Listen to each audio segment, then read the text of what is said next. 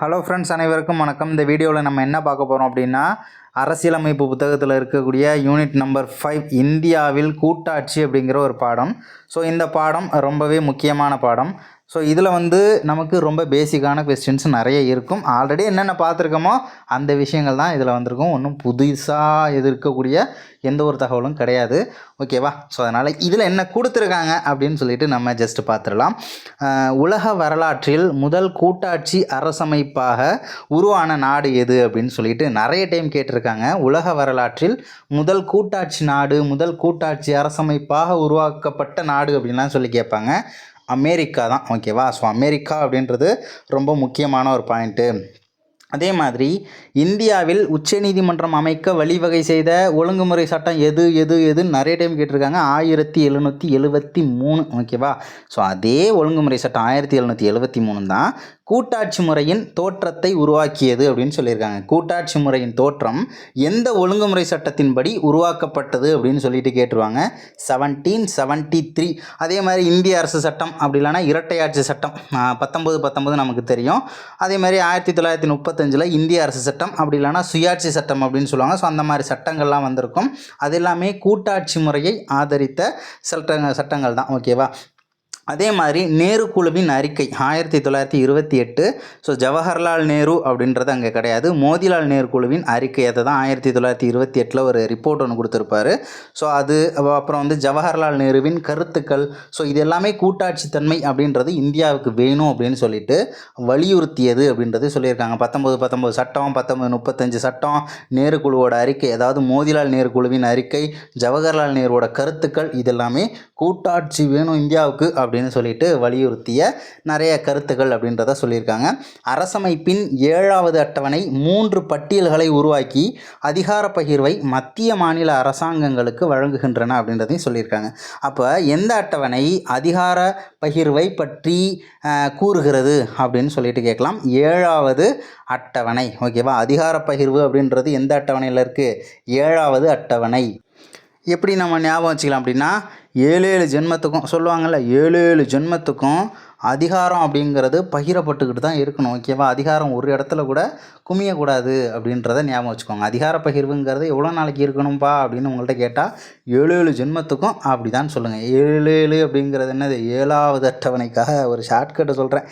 ஓகேவா? ஸோ அடுத்தது என்ன? எழுதப்பட்ட அரசமைப்பு. இந்தியா அரசமைப்போட கூட்டாட்சி தன்மைகள் அப்படின்னு கொடுத்துருக்காங்க. என்னென்ன ஸ்பெஷல் இருக்குது நம்மளுடைய கான்ஸ்டிடியூஷன் அப்படின்னு பார்க்கும்போது, எழுதப்பட்ட அரசமைப்பு. நமக்குன்னு ஒரு அரசமைப்பு புத்தகத்தை எழுதி வச்சுருக்கோம்.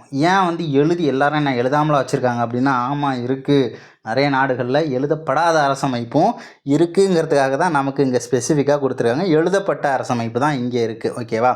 ஸோ வேறு என்னென்ன சொல்லியிருக்காங்கன்னா, ஸோ உலகத்தில் இருக்கக்கூடிய பல நாடுகளுடைய அரசமைப்பை ஆராய்ந்து பார்க்கும்போது ரொம்ப பெரிய கான்ஸ்டிடியூஷன் அப்படின்னா யாரோடதுன்னா இந்தியாவோட நம்ம அரசமைப்பு தான் உலகிலேயே மிகவும் பெரிய, ஓகேவா, பெரிய அரசமைப்பு அப்படின்னே சொல்லலாம்.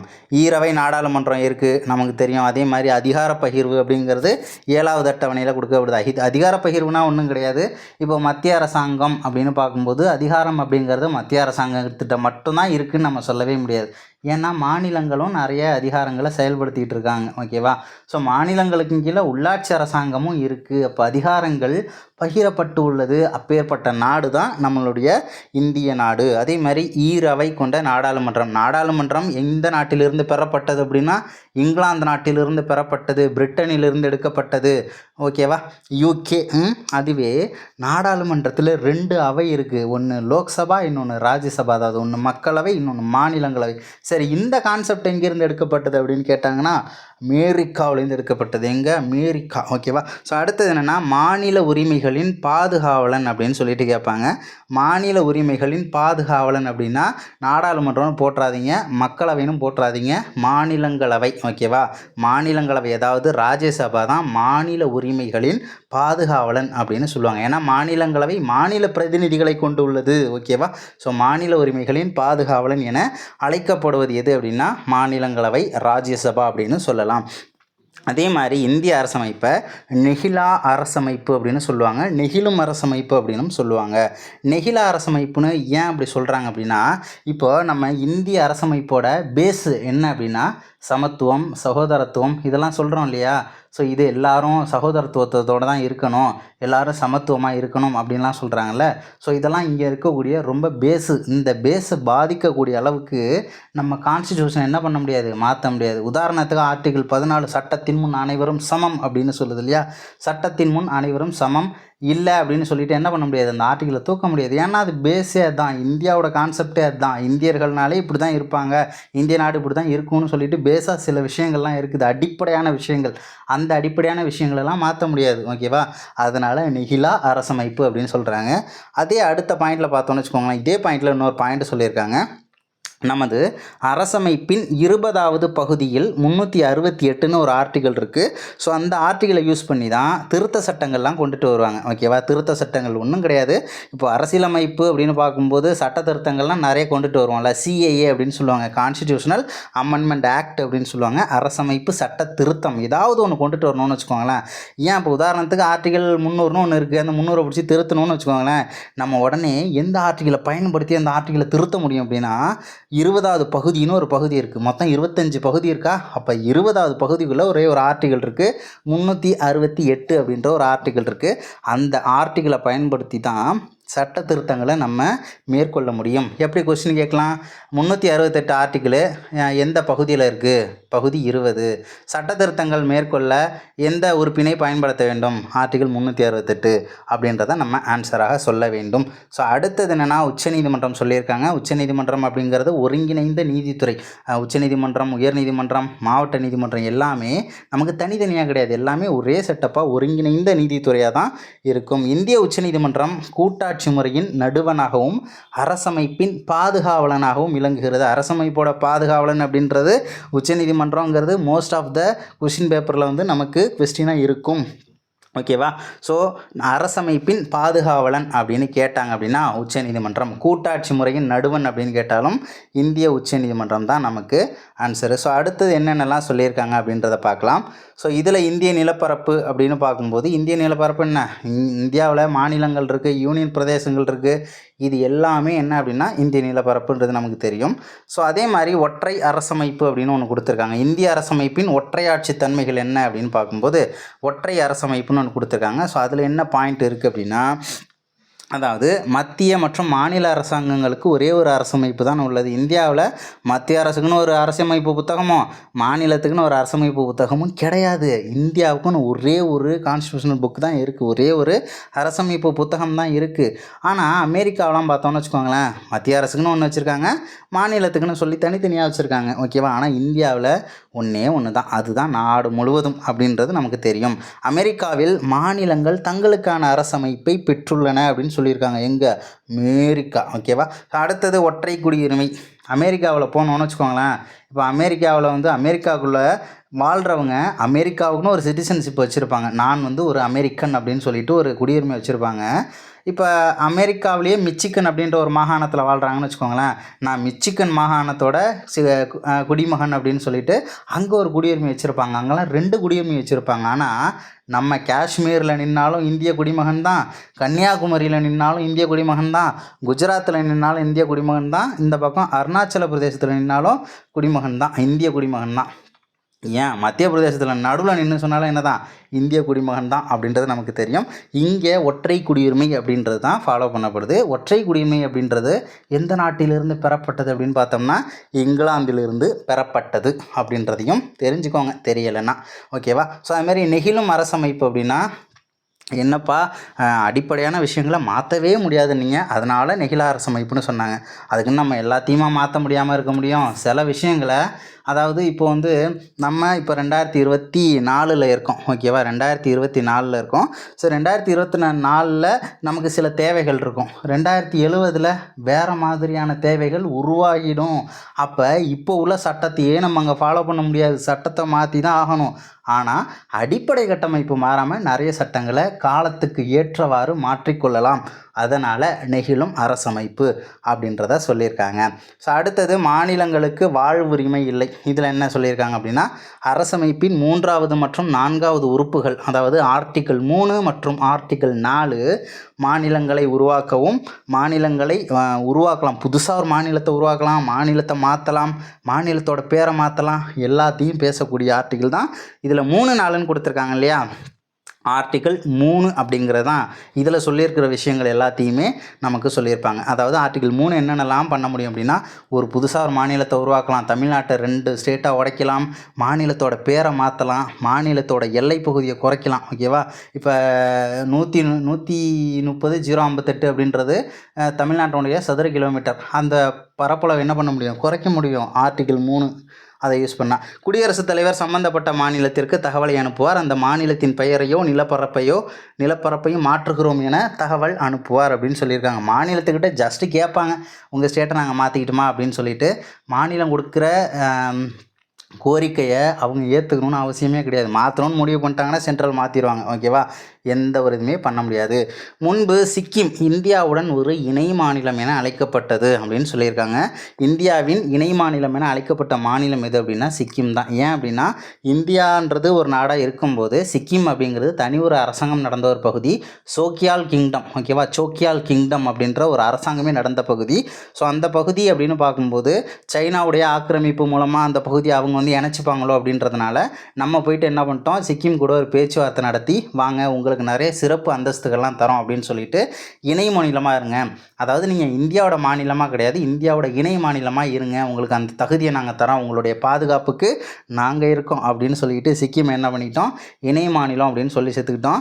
ஆனால் அடுத்த வருஷமே என்ன பண்ணியிருப்போம், 1975லலாம் வந்து பார்த்தோம்னா நம்ம வந்து மாற்றிருப்போம், இந்தியாவோட மாநிலம் தான் சிக்கிம் அப்படின்னு சொல்லிட்டு அதை நம்ம அடுத்த வருஷம் மாற்றிடுவோம். இருந்தாலும் இணை மாநிலமாக இருந்தது எது அப்படின்னா சிக்கிம் தான். கூட்டாட்சிக்கு எதிரான மாநிலங்களவை, ராஜ்யசபாங்கிறது இந்திய வார்த்தை மட்டும் தெரிஞ்சுக்கோங்க. உத்தரப்பிரதேசத்துக்கு 31 இடங்கள் வந்து ராஜ்யசபாவுக்கு உண்டு.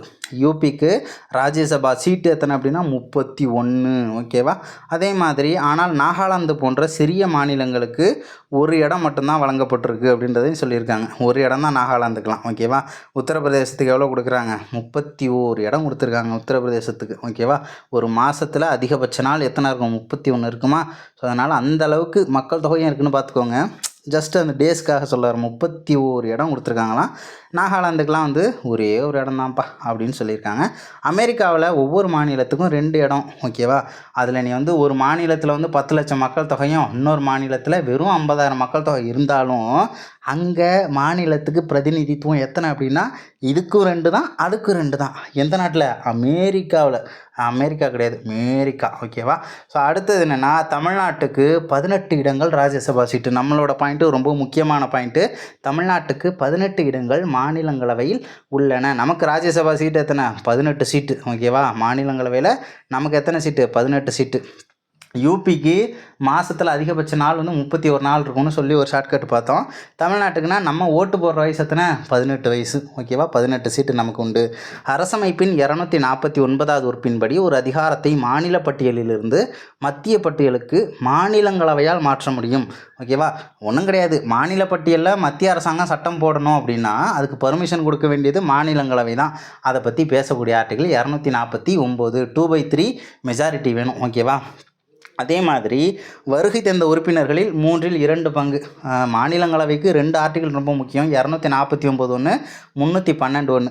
312 அப்படிங்கிறதே பாருங்களேன், 3 நடுவில் இருக்கிற ஒன்று வந்து ஸ்லாஷ் மாதிரி வச்சுக்கோங்க, 2 2/3 அப்படின்ற மாதிரி அந்த நம்பரே நமக்கு இருக்குல்ல. ஸோ 3/2 அப்படின்ற மாதிரி இருக்குது, அதை 2/3 அப்படின்னு சொல்லி ஞாபகம் வச்சுக்கோங்க. அந்த 312க்கும் 2/3 மெஜாரிட்டி காட்டணும், 249க்கும் 2/3 மெஜாரிட்டின்றது நம்ம காட்டுற மாதிரி இருக்கும். அதே மாதிரி அரசமைப்பின் 312வது உறுப்பின் கீழ் 3/2 பங்கு பெரும்பான்மை, 3/2ன்ற மாதிரி ஞாபகம் வச்சுக்கோங்க. ஆர்டிகல் 312 ஜஸ்ட் ஷார்ட்கட்டுக்காக சொல்கிறேன். ஸோ மொத்த உறுப்பினர்களின் அறுதி பெரும்பான்மை ஆதரவுடன் புதிய அனைத்து இந்திய பணிகள், ஒன்றும் கிடையாது, இப்போ ஐபிஎஸ்னு ஒன்று வச்சுருக்காங்க, ஐஏஎஸ்னு ஒன்று வச்சுருக்காங்க, ஐஎஃப்எஸ்னு ஒன்று வச்சுருக்காங்க, ஐஆர்எஸ்னு ஒன்று வச்சுருக்காங்க, ரெவன்யூ சர்வீஸு. அதே மாதிரி ஐஇஎஸ்னு ஒன்று உருவாக்கணும்னு வச்சுக்கோங்களேன், இந்தியன் எஜுகேஷனல் சர்வீஸ்னு ஒன்று உருவாக்கணும்னா அவங்களுக்கான அதிகாரம் இவங்களுக்கு இருக்குது. இந்த ஆர்டிகளை யூஸ் பண்ணி புதுசாக வந்து அகில இந்திய பணியை உருவாக்கலாம். ஸோ அந்த அதிகாரம் தான் அந்த 312. ஓகேவா, அதுதான் கொடுத்துருக்காங்க, ஐபிஎஸ் ஐஏஎஸ் அப்படின்னு. சமமற்ற அதிகார பகிர்வு அப்படின்னு சொல்லியிருக்காங்க. இதில் ஒன்றுமே பாயிண்ட் இல்லாதது. எனக்கு ரொம்ப சந்தோஷமாக இருக்குது, சீக்கிரம் பாட முடியும்ல.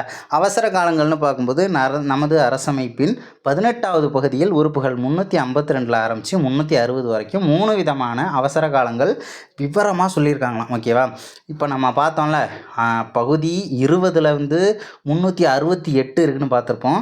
அப்போ பகுதி 18ல் ஆர்டிகிள் 352லேருந்து 360 வரைக்கும் 18வது பகுதியில் இருக்க அவசர நிலைகள். தேசிய அவசர நிலை 352, 356, மாநில அவசர நிலை 360, நிதி அவசர நிலை. இதெல்லாம் எந்த பகுதியில் இருக்குது அப்படின்னு பார்த்தோம்னா பகுதி 18வது பகுதியில் தான் இருக்குது.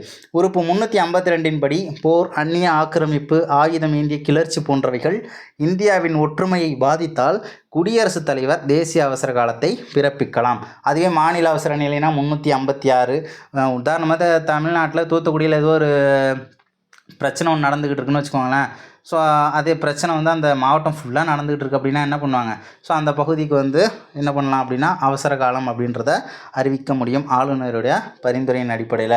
360 அப்படின்னா அது நிதி அவசர நிலை, ஒன்றும் கிடையாது. ஓகேவா, இப்போ நிதி அவசர நிலைனா இந்தியா வந்து பயங்கரமான பண பிரச்சனையில் இருக்காங்கன்னா நிதி அவசர நிலையை கொண்டுட்டு வருவாங்க. நிதி அவசர நிலை இது வரைக்கும் இந்தியாவில் கொண்டுட்டு வந்ததே இல்லை. ஒருங்கிணைந்த நீதித்துறை. ஓகேவா, இப்போ நீதித்துறை அப்படிங்கிறது ஒருங்கிணைந்த நீதித்துறை அப்படின்னு சொல்லுவாங்க. உச்சநீதிமன்றம், உயர்நீதிமன்றம், மாவட்ட நீதிமன்றங்கள் எல்லாமே ஒரே கோட்டின் கீழ் செயல்படக்கூடியது. ஓகேவா, தேர்தல் ஆணையம் அப்படின்னா நமக்குன்னு ஒரு தேர்தல் ஆணையம் சுதந்திரமான தேர்தலை நடத்தி தராங்க. எம்எல்ஏ எலெக்ஷன், எம்பி எலெக்ஷன், குடியரசுத் தலைவர் எலெக்ஷனு, துணை குடியரசுத் தலைவர் தேர்தல் எலெக்ஷனு. ஓகேவா, இந்த எலெக்ஷன் எல்லாத்தையுமே நடத்தி தராங்க. அதுவே நம்ம ஊரில் நம்ம கிராமத்தில் இருக்கிற பஞ்சாயத்து உறுப்பினர்களோட எலெக்ஷனை நடத்தி தராங்களா அப்படின்னு பார்த்தோம்னா அது கிடையாது. அதுக்கெலாம் மாநில அளவில் தேர்தல் ஆணையங்கள் இருக்குது. நம்மளுடைய மாநில தேர்தல் ஆணையம் கோயம்பேட்டில் இருக்குது, 243K அதை பற்றி சொல்லுது. அதுமாரி மாநில தேர்தல் ஆணையம், ஐயா இந்த பாயிண்ட் இருக்கா, மாநில தேர்தல் ஆணையம் சென்னையில் உள்ள மாநில தேர்தல் ஆணையம் கூட்டாட்சி முறையின் அங்கம் இல்லை. அவ்வாணையம் 73வது மற்றும் 74வது திருத்த சட்டங்கள் அடிப்படையில் உருவாக்கப்பட்டது அப்படின்றத சொல்லியிருக்காங்க. ஒருங்கிணைந்த தணிக்கை அப்படின்னாலே CAG, comptroller and auditor general அப்படின்னு சொல்லுவாங்க. கம்ட்ரோலர் அண்டு ஆடிட்டர் ஜெனரல் அப்படின்னு சொல்லுவாங்க. தலைமை கணக்கு தணிக்கையாளர் அப்படின்னு சொல்லுவாங்க. ஸோ அவங்க அந்த பதவியை வந்து அரசமைப்பின் 148வது உறுப்பின்படி தேசிய மற்றும் மாநில அளவிலான தணிக்கை அதிகாரத்தை பெற்றுள்ளது அப்படின்றதை சொல்லியிருக்காங்க. ஒரு மாநிலத்தில் வரவு செலவு எல்லாத்தையுமே அவங்க ஆடிட் பண்ணுவாங்க. மத்திய அரசாங்கத்துலேயும் சரி மாநில அரசாங்கத்துலேயும் சரி ஆடிட் பண்ணக்கூடிய அதிகாரம் சிஏஜிக்கு உண்டு. Comptroller and auditor general article 148லேருந்து 151 வரைக்கும் சிஏஜியை பற்றி பேசக்கூடிய ஆர்டிகல்ஸ். கம்ட்ரோலர் COMP அப்படின்னு வரும், கம்ட்ரோலர். ஓகேவா, அடுத்தது மத்திய மாநில அதிகார பகிர்வு மத்திய மாநில உறவுகளின் அச்சாணி அப்படின்னு சொல்லியிருக்காங்க. அதிகார பகிர்வு தான் மத்திய மாநில உறவுகளின் அச்சாணின்னு சொல்லியிருக்காங்க. மத்திய மாநில அரசாங்கங்களுக்கு இடையே அதிகார பகிர்வு 3 தளங்களில் காணப்படுகிறது. எத்தனை தளமா? 3 தளமாக காணப்படுதுன்றாங்க. சட்டமன்ற அதிகார பகிர்வு, ஆட்சித்துறை அதிகார பகிர்வு, நிதி அதிகார பகிர்வு, 3 அப்படின்றத தெரிஞ்சுக்கோங்க. சட்டமன்ற அதிகார பகிர்வில் என்னென்னலாம் சொல்லியிருக்காங்க அப்படின்றதையும் பார்க்கலாம். ஓகே, இதில் எல்லாமே ஃபுல்லாக கதையாக தான் சொல்லியிருக்காங்க, ரொம்ப நல்லது. ஓகேவா, அதேமாரி அதிகார பகிர்வுலையும் இதுன்னு சொல்லியிருக்காங்க. இப்போது அதிகாரங்கள் பகிர்வு அப்படிங்கிறது பட்டியல் தான், ஒன்றிய பட்டியல்னு ஒன்று சொல்லுவாங்க. மொத்தம் 3 லிஸ்ட்டு இருக்குது. ஒன்றிய பட்டியல், அதாவது மத்திய பட்டியல், மாநில பட்டியல், பொதுப்பட்டியல். மத்திய பட்டியலில் மத்திய அரசாங்கங்கள் மட்டும் சட்டம் போடுவாங்க. அந்த மத்திய பட்டியலில் இப்போ உதாரணத்துக்கு சொல்லணும்னா நாணயங்கள், வங்கி, ரயில்வேஸு இதெல்லாமே ஸ்டேட் கவர்மெண்ட் கண்ட்ரோலில் வராது. அதனால் நிறைய துறைகள் மத்திய பட்டியலில் இருக்கும். மத்திய பட்டியலில் இருக்கக்கூடிய துறைகளில் மத்திய அரசாங்கம் சட்டம் போடுவாங்க. மாநில பட்டியல்னு பார்க்கும்போது சுகாதாரம், சிறைத்துறை இதெல்லாமே மாநிலத்துக்குன்னு சில துறைகள் ஒதுக்கப்பட்டிருக்கும். அந்த துறைகளில் மாநில அரசாங்கம் சட்டம் போடுவாங்க.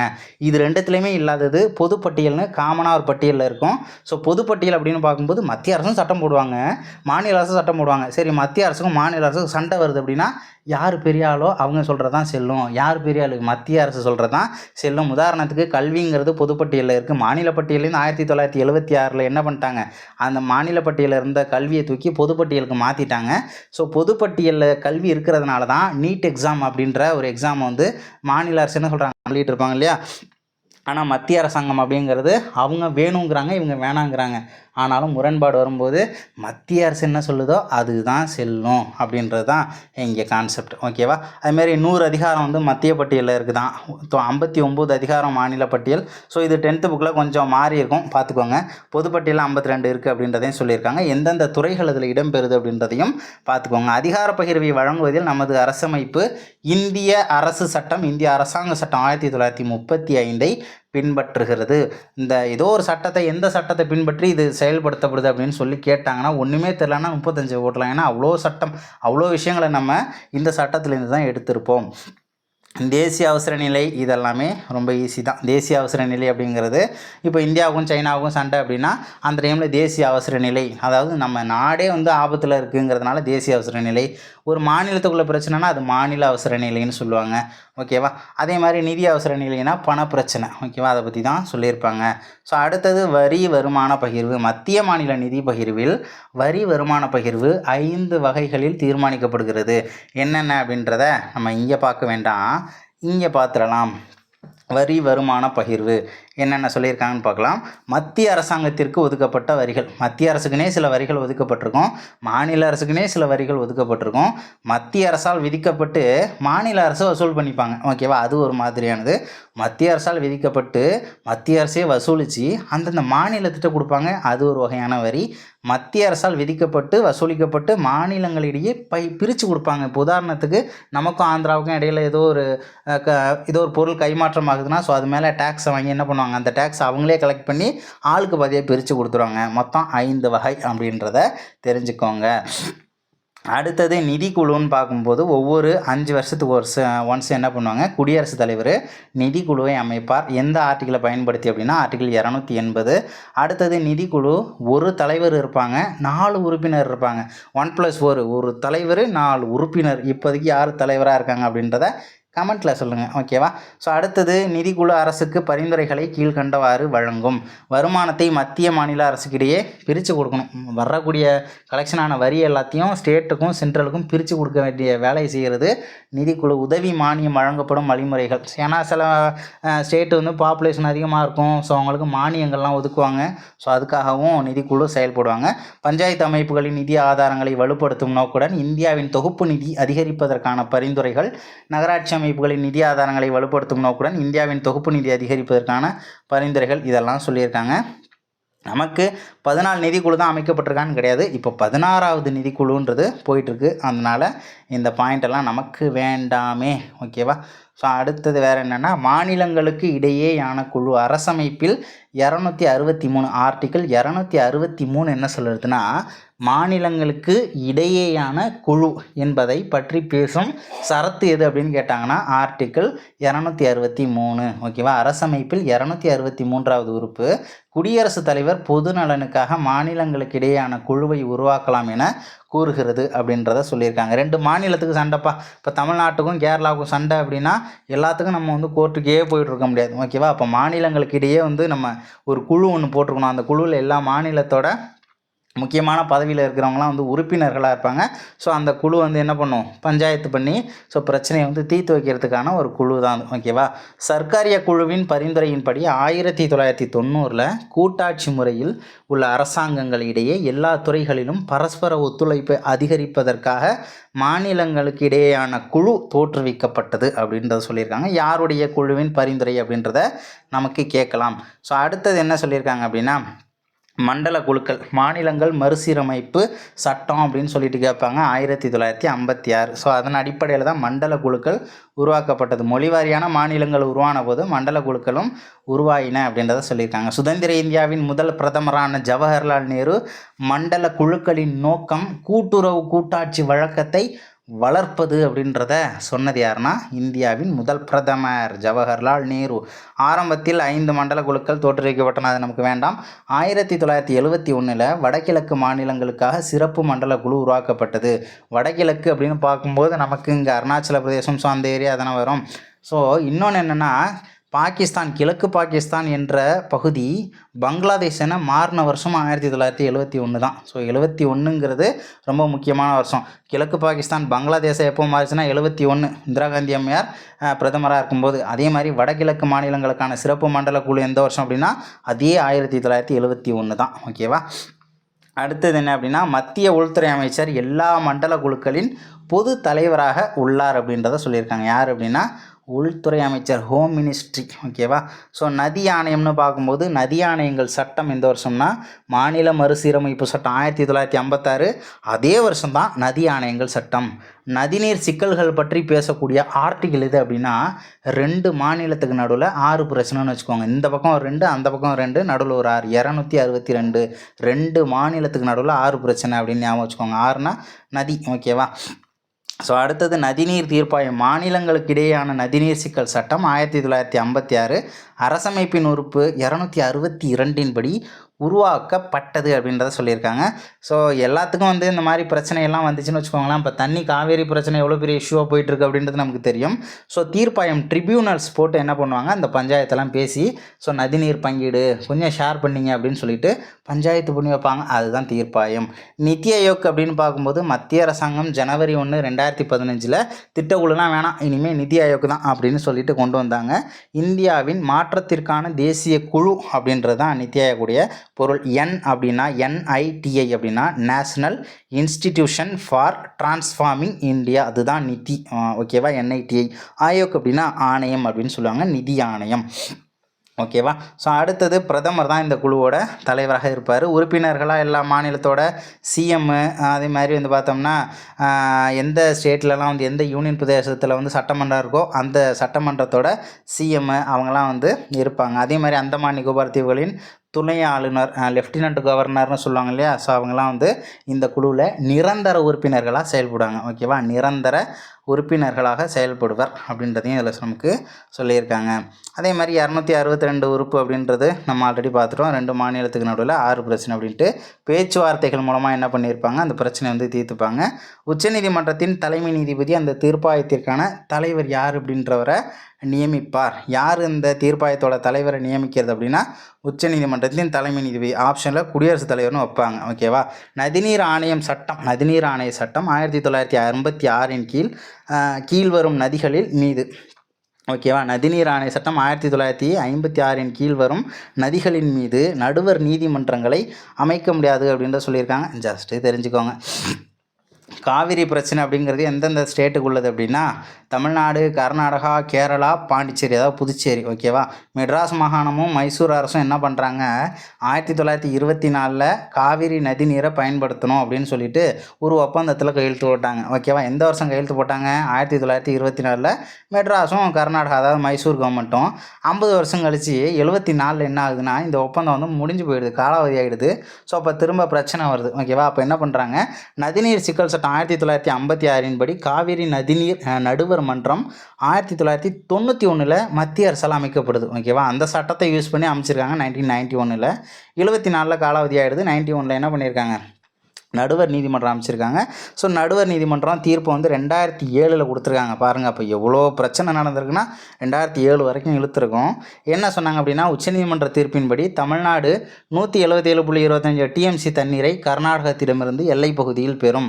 மொத்த காவிரி நீரில் தமிழ்நாடு அப்படின்னு பார்க்கும்போது 404.25 TMC, அப்புறம் கர்நாடகா 284, கேரளா 30 TMC, பாண்டிச்சேரிக்கு ஒரு 7 TMC என உச்சநீதிமன்றம் நீர் பங்கீடு செய்துள்ளது அப்படின்னு கொடுத்துருக்காங்க. ரொம்ப பாயிண்டெல்லாம் படிக்க வேண்டாம். ஜஸ்ட்டு இங்கே 7, எங்கே 30, கர்நாடகாவுக்கு 200+, தமிழ்நாட்டுக்கு 400+ன்னு படிச்சிருங்க. அதே மாதிரி வேறு என்னென்ன அப்படின்னா கல்வி அப்படின்னு பார்க்கும்போது கல்வி 1976 42வது அரசியலமைப்பு சட்ட திருத்தம் மூலமாக என்ன பண்ணிட்டாங்க, பொதுப்பட்டியலுக்கு மாநில பட்டியலேருந்து பொதுப்பட்டியலுக்கு மாற்றினாங்க. ஓகேவா. ஸோ அதனால தான் நீட் எக்ஸாம்லாம் கேன்சல் பண்ண முடியல அப்படின்றத நம்ம பார்த்தோம். ஸோ அடுத்தது என்ன அப்படின்றத நம்ம பார்க்கலாம். ஸோ அடுத்தது என்ன அப்படின்னா உறுப்பு 356 தவறாக பயன்படுத்தப்பட்டால் அப்படின்னு சொல்லியிருக்காங்க. அரசமைப்பின் 18வது பகுதியில் இந்த 356 இருக்குன்றது நமக்கு தெரியும். ஸோ இதில் என்ன சொல்லியிருக்காங்க அப்படின்னா ஆளுநரின் அறிக்கையின் அடிப்படையிலோ அல்லது ஆளுநரின் அறிக்கை இல்லாமலோ குடியரசுத் தலைவர் 356 அமல்படுத்தலாம் அப்படின்ற ஒரு அதிகாரத்தை பற்றி சொல்லியிருக்காங்க. குடியரசுத் தலைவருக்கு அந்த அதிகாரம் இருக்குது அப்படின்றத சொல்லியிருக்காங்க. ஸோ அனைத்து இந்திய பணிகள். ஓகேவா. இதில் என்னென்ன சொல்லியிருக்காங்க அப்படின்றத நம்ம பார்க்கலாம். ஸோ அனைத்து இந்திய பணிகளில் பார்த்தோம்னா ரொம்ப பெரிய பிரச்சனை இருக்கும். நமக்கு பார்த்தோம் அனைத்து இந்திய பணிகள் உருவாக்குறதுக்கு எந்த ஆர்டிகல் அப்படின்னு ரொம்ப முக்கியம் அப்படின்னா ஆர்டிகல் 312 அப்படிங்கிறத நம்ம பார்த்துருப்போம். ஸோ அதே விஷயத்தை தான் இங்கேயும் கொடுத்துருக்காங்க. தமிழ்நாடு அரசாங்கம், நம்ம தமிழக அரசு ராஜமன்னார் அப்படிங்கிறவருடைய தலைமையில் ஒரு குழு போட்டாங்க. ஸோ அந்த குழு என்னென்னலாம் சொன்னாங்க அப்படின்னா இந்திய பணிகளை அகற்ற வேண்டும் அப்படின்னு சொல்லிட்டு பரிந்துரை கொடுத்துருப்பாங்க. கருணாநிதி அவர்கள் முதலமைச்சராக இருக்கும் போது அமைக்கப்பட்ட ஒரு குழு தான் ராஜமன்னார் குழு. அகில இந்திய பணிகளே வேணாம், ஐஏஎஸ் ஐபிஎஸ் ஒரு பணியும் வேணாம் அப்படின்னு சொன்ன குழு எது அப்படின்னா ராஜமன்னார் குழு. ராஜமன்னார் குழுவோட அறிக்கைகள்லாம் வந்து அந்தளவுக்கு செயல்படுத்தியிருக்க மாட்டாங்க. ஏன் அப்படின்னா இது ஒரு ஸ்டேட்டில் போட்ட ஒரு குழு, ஓகேவா. மத்திய அரசாங்கம் போட்ட குழுவாக இருந்தால் கன்சிடர் பண்ணுவாங்க சென்ட்ரல் கவர்மெண்ட்டு. இது ஒரு ஸ்டேட்டில் அமைக்கப்பட்ட குழு.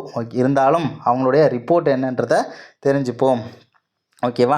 ஸோ அடுத்து என்ன சொல்லியிருக்காங்க அப்படின்னா நிர்வாக சீர்திருத்த குழு கொடுத்துருக்காங்க. இந்த நிர்வாக சீர்திருத்த குழு அப்படின்னு பார்க்கும்போது 1966ஆம் ஆண்டு மொரார்ஜி தேசாய் தலைமையிலும் பின்னர் அனுமந்தையா தலைமையிலும் உருவாக்கப்பட்ட குழு வந்து பார்த்தோம்னா இந்த நிர்வாக சீர்திருத்த குழு, முதலாவது நிர்வாக சீர்திருத்த குழு. இந்த குழு 20 அறிக்கையை கொடுத்துருக்காங்க. எத்தனை ரிப்போர்ட்டு அப்படின்னு பார்க்கும்போது 20 அறிக்கைகளை வழங்கியது அப்படின்றத கொடுத்துருக்காங்க. 20 பரிந்துரைகளாக இருக்கும்னு நினைக்கிறேன், ஓகேவா. 20 அறிக்கைகள்னு புத்தகத்தில் கொடுத்துருக்காங்க. அதே மாதிரி இரண்டாவது நிர்வாக சீர்திருத்த குழு அமைக்கப்பட்ட ஆண்டு 2005. ஃபஸ்ட்டு 1966 அப்படின்னு பார்க்கும்போது ஃபஸ்ட்டு மொரார்ஜி தேசாய், அதுக்கப்புறம் அனுமந்தையா, ஓகேவா. அடுத்தது இரண்டாவது நிர்வாக சீர்திருத்த குழு 2005 அமைக்கிறாங்க. ஃபஸ்ட்டு தலைவர் வீரப்ப மொய்லி, அடுத்தது வந்து பார்த்தோம்னா ராமச்சந்திரன் அப்படின்றத சொல்லியிருக்காங்க. செகண்ட் ஒன்று ராமச்சந்திரன், ஃபஸ்ட் ஒன்று வீரப்ப மொய்லி, ஓகேவா. பேர்லேயே நம்ம ஷார்ட்கட் பாருங்க, வி அப்படின்னா வீரப்ப மொய்லி, அடுத்த எழுத்து அப்படின்னா ராமச்சந்திரன் அப்படின்னு ஞாபகம் வச்சுக்கோங்க, ஓகேவா. 2005 சொல்லியிருக்காங்க. ஸோ அடுத்தது என்னென்ன அப்படின்னு பார்க்கும்போது ராஜமன்னார் குழு என்னென்னலாம் சொன்னாங்க அப்படின்றத பார்க்கலாம். தமிழ்நாடு அரசு அமைத்த ஒரு குழு இது. ஸோ சென்னை உயர்நீதிமன்றத்தின் முன்னாள் தலைமை நீதிபதி PV ராஜமன்னார், அப்புறம் சென்னை பல்கலைக்கழகத்தின் துணைவேந்தராக இருந்தவர் லட்சுமண சுவாமி, ஆந்திர உயர்நீதிமன்றத்தின் முன்னாள் தலைமை நீதிபதியாக இருந்த P சந்திர ரெட்டி, 3 பேரையும் கொண்ட குழு தான் அந்த ராஜமன்னார் குழு அப்படின்னு சொல்லுவாங்க. ஸோ 1969 குழு அமைச்சிருப்பாங்க. 1969 வந்து குழு அமைக்கப்பட்டது. அதை நோட் பண்ணிக்கோங்க, இந்த பாயிண்ட் இல்லை. 1971 என்ன பண்ணுறாங்க, ரிப்போர்ட் வந்து கொடுக்குறாங்க. ஸோ இந்த குழுவோட முக்கியமான ஒரு பாயிண்ட்டாக தெரிஞ்சுக்கோங்க. மாநில சுயாட்சி வரலாற்றில் மிகவும் முக்கிய மைல்கல்லாக இருந்தது யாருடைய அறிக்கை அப்படின்னு கேட்டாங்கன்னா ராஜமன்னார் குழுவின் அறிக்கை. இவங்க என்னென்னலாம் சொன்னாங்க அப்படின்னு பார்ப்போம். 263 ஆர்டிகள், 263 உடனடியாக செயல்படுத்தப்பட வேண்டும். அதாவது மாநிலங்களுக்கு இடையிலான குழுவை வந்து உடனே உருவாக்குங்க அப்படின்றத சொல்லியிருக்காங்க. இந்த குழுவின் தலைவராக பிரதமர் தான் இருக்கணும். மாநிலங்களுக்கு இடையிலான குழு மாநில உறுப்பினர்களை கொண்டு உருவாக்கணும். அந்த குழுவை உருவாக்கி அதோட தலைவராக வந்து பார்த்தோம்னா பிரதமர் தான் இருக்கணும் அப்படின்றத இந்த ராஜமன்னார் குழு சொல்லியிருக்காங்க, பரிந்துரையாக சொல்லியிருக்காங்க. ஸோ அதே மாதிரி மாநிலங்களுக்கு இடையான குழுக்கிட்ட வந்து நிறைய அதிகாரம் இருக்கணும் அப்படின்றதெல்லாம் சொல்லியிருக்காங்க.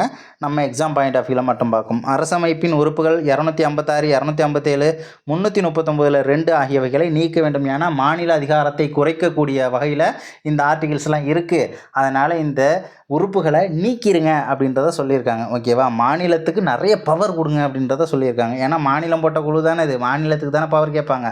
அதுக்கப்புறம் 3 பட்டியல்களில் இல்லாத 3 பட்டியல், central list, state list, concurrent list, 3த்துலேயுமே இல்லாத துறைகளை மாநிலத்துக்கிட்டே கொடுத்துருங்க, ஓகேவா. 3 பட்டியலிலும் இல்லாத துறைகளை மாநில பட்டியலில் சேர்க்க வேண்டும் அப்படின்றத மாநிலத்துக்கு ஆதரவாகவே நிறைய சொல்லியிருப்பாங்க. அரசமைப்பு 18, ஓகேவா, 18வது பகுதியில் உள்ள 356 மத்திய அரசால் கவனமாக பயன்படுத்த விட வேண்டும். ஆவுன்னா மாநில அவசர நிலையை கொண்டு வந்து மாநிலத்தை டிஸ்டர்ப் பண்ணிக்கிட்டேலாம் இருக்கக்கூடாது. ப்ராப்பரான ரீசன் இருக்கும், ரொம்ப கேர்ஃபுல்லாக ஹேண்டில் பண்ணுங்கள். ஆர்டிகல் 386 அப்படின்றத இவங்க சொல்லியிருக்காங்க. வேறு என்ன சொல்லியிருக்காங்க அப்படின்னு பார்க்கும்போது அனைத்து இந்திய பணிகள் தேவையில்லை. நிறைய டைம் கேட்டிருக்காங்க எக்ஸாமில், ஓகேவா. ஐஏஎஸ், ஐபிஎஸ், ஐஎஃப்எஸ், ஐஆர்எஸ் ஒரு பணி, அகில இந்திய பணியே தேவையில்லை அப்படின்னு சொல்லியிருக்காங்க. சொன்னது யாருன்னா ராஜமன்னார், ஓகேவா. ராஜமன்னார் தான் என்ன பண்ணியிருக்காங்க, அந்த அகில இந்திய பணிகள் தேவையில்லை அப்படின்றத சொல்லியிருக்காங்க. ஏன்னா ஒரு மாவட்டத்துக்குள்ளே மத்திய அரசோட நிர்வாகியாக இருக்கிற மாதிரி தானே ஐஏஎஸ்ஸு. ஸோ அதனால் அது வேணாம் அப்படின்னு சொல்லியிருக்காங்க. மாநிலத்தோட உரிமையை வந்து கெடுக்கிற மாதிரி இருக்குது, குறைக்கிற மாதிரி இருக்குது அப்படின்னு சொல்லிட்டு வேணாம் அப்படின்னு சொல்லியிருக்காங்க. அடுத்தது என்ன சொல்லியிருக்காங்க அப்படின்னா சர்க்காரியா குழு. இவங்க இதில் என்ன இருக்குது அப்படின்றதையும் பார்க்கலாம். ஸோ சர்க்காரியா குழு அமைக்கப்பட்ட ஆண்டு 1983. ஸோ சர்க்காரியா தலைமையில் ஒரு குழு உருவாக்கப்பட்டது, மத்திய அரசாங்கம் அமைத்த குழு. இதில் உறுப்பினர்களாக இருந்தது யாருன்னா P சிவராமன், அப்புறம் RSS சென் அப்படின்ற மொத்தம் 3 பேர் கொண்ட ஒரு குழு தான் அது, ஓகேவா. இவங்களுடைய மொத்த பரிந்துரைகள் 247 பரிந்துரைகள். 247 பரிந்துரைகள் மோஸ்ட் இம்பார்ட்டன்ட் கொஸ்டின், ஓகேவா. சர்க்காரியா குழு எத்தனை பரிந்துரைகளை வழங்கியதுன்னா 247 பரிந்துரைகளை வழங்கியது. எத்தனை பரிந்துரைகள் ஏற்கப்பட்டது அது மத்திய அரசாங்கத்தால் எத்தனை பரிந்துரைகள் ஏற்கப்பட்டதுங்கிற டேட்டா இந்த புத்தகத்தில் இல்லை. ஆனால் முக்கியமான கொஸ்டின் 180 பரிந்துரைகள் ஏற்கப்பட்டது. ஓகேவா?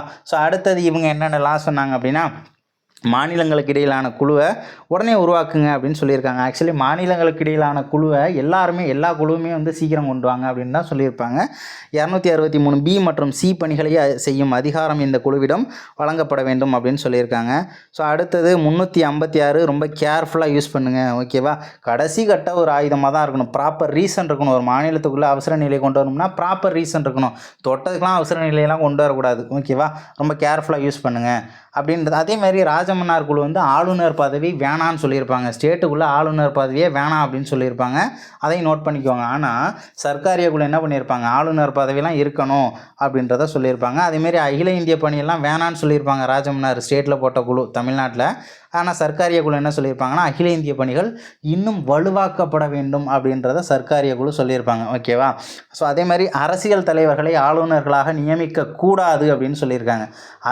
ஏதோ ஒரு அரசியல் கட்சியை சேர்ந்தவங்களை வந்து ஆளுநரெல்லாம் போடக்கூடாது அப்படின்னு சொல்லிட்டு சொன்னது எந்த குழு அப்படின்னா, பரிந்துரைத்த குழு எது அப்படின்னா சர்க்காரியா. ஸோ அடுத்தது ரொம்ப முக்கியமான ஒரு கொஸ்டின். என்ன கொஸ்டின்னா, மும்மொழி கொள்கையை பரிந்துரை செய்த குழு எது? மத்திய மாநில உறவுகளின் மும்மொழி கொள்கையை பரிந்துரை செய்த குழு எதுனா சர்க்காரியா குழு. ஓகேவா? சர்க்காரியா குழு தான் மும்மொழி கொள்கை. ஏன்னா சர்க்காரியா குழுங்கிறது மத்திய அரசாங்கம் போட்டது. ஓகேவா? இப்போ தமிழ் இங்கிலீஷ்னு மட்டும் ரெண்டு மட்டும்லாம் வைக்க முடியாது. ஓகேவா? அப்போ 3 மொழி இருக்கணும் அப்படின்றதையும் சொல்லியிருக்காங்க. மும்மொழி கொள்கை அப்படின்னாலே சர்க்காரிய குழு தான். ஓகேவா? ஸோ அது வந்து ஒற்றுமை வளர்க்கும் அப்படின்னு சொல்லியிருக்காங்க. அடுத்தது வந்து புன்சி குழு. ஓகேவா? புன்சி குழுவில் என்னெல்லாம் இருக்குது அப்படின்றதையும் பார்க்கலாம். மத்திய அரசாங்கம் 2007 இந்த குழு போட்டிருக்காங்க. மதன் மோகன் புன்சி அப்படின்னு சொல்லியிருப்பாங்க. புன்சி அப்படின்னு கூட சொல்லுவாங்க. அதேமாரி 10th புக்கில் பூஞ்சி அப்படின்னு கொடுத்துருப்பாங்க. இங்கே புன்சின்னு கொடுத்துருக்காங்க. ஓகேவா?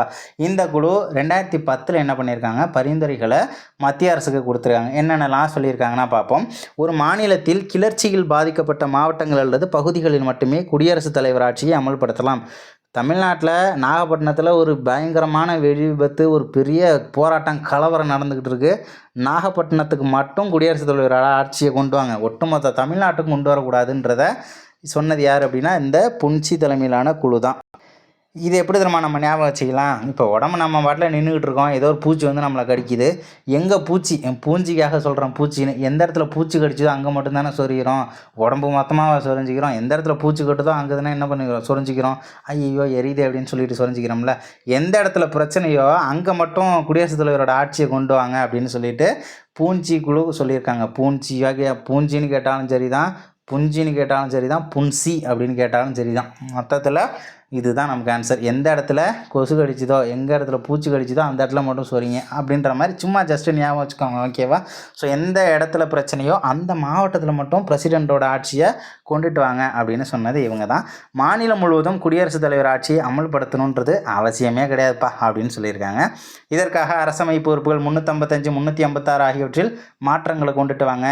மத கலவரங்களால் பாதிக்கப்பட்ட பகுதிகளில் மாநில அரசாங்கத்தின் ஒப்புதல் பெறாமலேயே மத்திய அரசு தனது காவல் படைகளை அனுப்பி அமைதியை நிலைநாட்டலாம். அப்போ ஏதோ ஒரு 2 மதத்துக்குள்ளே சண்டை. ஓகேவா? இதுக்கு எந்த மாவட்டத்தை சூஸ் பண்ணலாம்? சேலம் மாவட்டத்துக்கு போவோம். சேலம் மாவட்டத்தில் 2 மதத்துக்கு இடையில் சண்டைன்னு வச்சுக்கோங்களேன். மதக்கலவரங்களால் பாதிக்கப்பட்ட ஏதோ 2 மதத்துக்கு இடையில் சண்டை அப்படின்னா, ஸோ அந்த பகுதியில் நீங்கள் வந்து ஸ்டேட்டுக்கிட்ட வந்து இந்தமாரி உங்கள் பகுதியில் பிரச்சனையாக இருக்குது, நான் வந்து வேணால் ஹெல்ப் பண்ணி அதை தடுக்கவா அப்படின்னு சொல்லிட்டு சென்ட்ரல் கவர்மெண்ட்லாம் கேட்காதீங்க.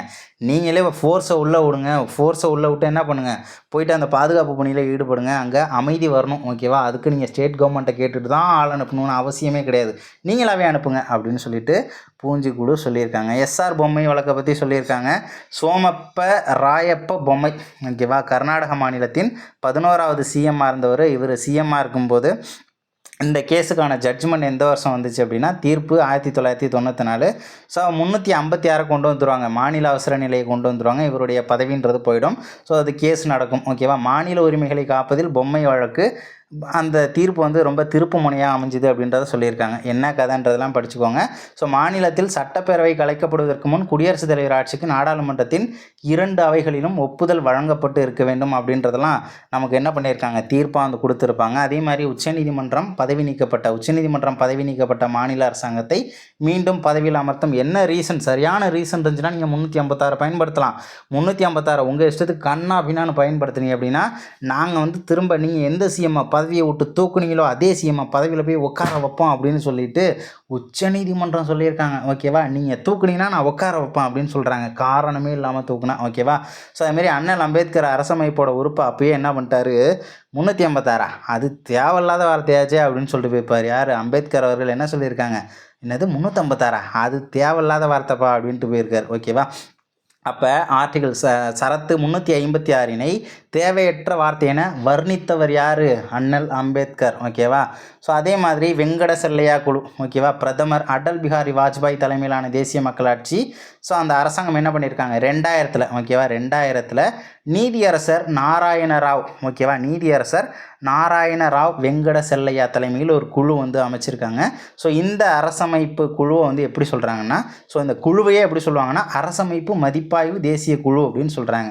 மதிப்பாய்வு, அரசமைப்பு மதிப்பாய்வு தேசிய குழு, தேசிய சீராய்வு குழு எப்படினாலும் கேட்பாங்க. ஓகேவா, அரசமைப்பு மதிப்பாய்வு தேசிய குழு அப்படின்னு எந்த குழுவை சொன்னாங்கன்னா வெங்கட செல்லையா குழு 2000 அமைக்கப்பட்டுச்சு. ஸோ இவங்களுடைய கான்செப்ட் என்னென்னா அரசமைப்பில் பல சீர்திருத்தங்கள் கொண்டு வரப்பட வேண்டும் அப்படின்னு சொன்ன குழு எதுனா இந்த வெங்கட செல்லையா குழு. ஓகேவா, அரசமைப்பில் பல சீர்திருத்தங்கள் கொண்டு வரப்பட வேண்டும். ஏன் இப்போ நம்மளே வந்து வாழ்க்கையில் நிறைய சீர்திருத்தம் நமக்கே வேணும் தான், நல்ல வேலை கிடைக்கணும், நல்ல என்னென்னமோ கனவுல கண்டிருக்க முடியாது. நம்ம வாழ்க்கையில் நிறைய சீர்திருத்தம் வேணும். சீர்திருத்தம் வேணும்னா என்ன பண்ணுறோம், வெங்கடேஸ்வராவா, திருப்பதி கடவுள் பேர் இனிமேல் வருமே, சரி என்னமோ ஒன்று வெங்கடேஷா அப்படின்னு சொல்லிட்டு சாமியை கும்பிட்றோம்ல, திருப்பதி போய் கும்பிட்டுட்டு வரோம்ல, அப்படி கூட ஞாபகம் வச்சுக்கோங்க. நம்ம வாழ்க்கையில் சீர்திருத்தம் வேணும்னா வெங்கடேஸ்வரா கும்பிடணும் அப்படின்னு கூட என்ன பண்ணலாம், ஞாபகம் வச்சுக்கலாம். எல்லாமே ஷார்ட்கட் தான், நமக்கு எக்ஸாமில் ஞாபகம் வரணும், அவ்வளோதான். அந்த யூனிட் அப்படின்றது ரொம்ப மொக்க யூனிட்டு, ஜாலியான யூனிட்டு, சூப்பரான யூனிட்டு. ஸோ அடுத்த வீடியோவில் அடுத்த யூனிட்டில் சந்திக்கலாம். தேங்க்யூ.